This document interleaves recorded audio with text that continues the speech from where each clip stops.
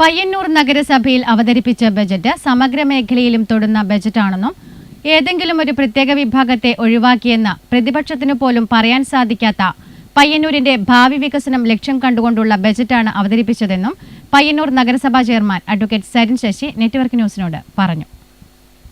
പയ്യന്നൂർ നഗരസഭയിലെ സമഗ്ര മേഖലയും തൊടുന്ന ബജറ്റാണ്.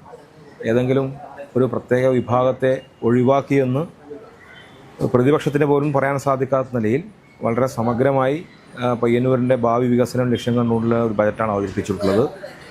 ഏറ്റവും വലിയ ഹൈലൈറ്റ് എന്ന് പറയുന്നത് കഴിഞ്ഞ തെരഞ്ഞെടുപ്പിൽ ഇടതുപക്ഷ ജനാധിപത്യ മുന്നണി മുന്നോട്ട് വെച്ചൊരു പ്രധാനപ്പെട്ട അജണ്ടയായിരുന്നു 25 വർഷത്തിനപ്പുറമുള്ള പയ്യന്നൂരിനെ സ്വപ്നം കണ്ടുകൊണ്ടൊരു ഇവിടെ ഒരു നല്ല വിഷൻ അവതരിപ്പിക്കുക എന്ന് പറയുന്നത്. അപ്പോൾ അതിനു വേണ്ടിയിട്ട് ഉൾപ്പെടെ മാസ്റ്റർ പ്ലാനിന് വേണ്ടി പണം നീക്കി വെച്ചിട്ടുണ്ട് ഈ ബജറ്റിനകത്ത്.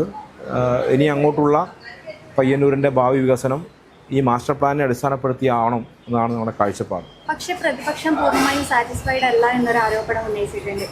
വാക്ക് തർക്കം വരെ ഉണ്ടായിട്ടുണ്ടെന്നും പറഞ്ഞു. അപ്പോൾ അതിനോട് എന്താ പറയുന്നത്? വാക്ക് തർക്കം ഉണ്ടായത് രാഷ്ട്രീയ വിഷയത്തിലാണ്.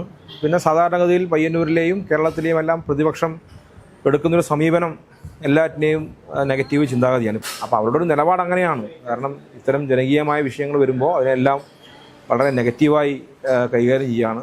ദേശീയപാത വികസനത്തെ അവർ എതിർക്കാൻ മുന്നോട്ട് വന്നവരാണ്, ഗെയിലിനെ എതിർക്കാൻ മുന്നോട്ട് വന്നവരാണ്, കേരളയിൽ എതിർക്കാൻ മുന്നോട്ട് വന്നവരാണ്. അപ്പോൾ പ്രതിപക്ഷത്തിൻ്റെ ഒരു സഹജ സ്വഭാവം എന്ന് പറയുന്നത് എല്ലാറ്റിനെയും എതിർക്കുക എന്നുള്ളതാണ്.